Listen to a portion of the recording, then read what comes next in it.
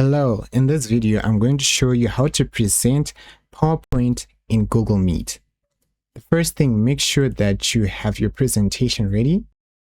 And once you do that, for you to start showing this to Google Meet, make sure you go on your browser and you log in into your Google Meet and you start a meeting, right?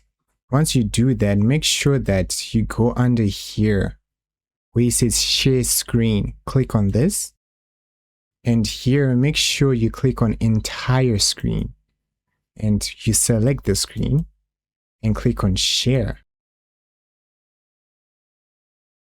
Now everyone gets to see what you're sharing over here. Then you have to go to your Google Meet, and then now you can show your presentation while the meeting can see what you're presenting. You're done.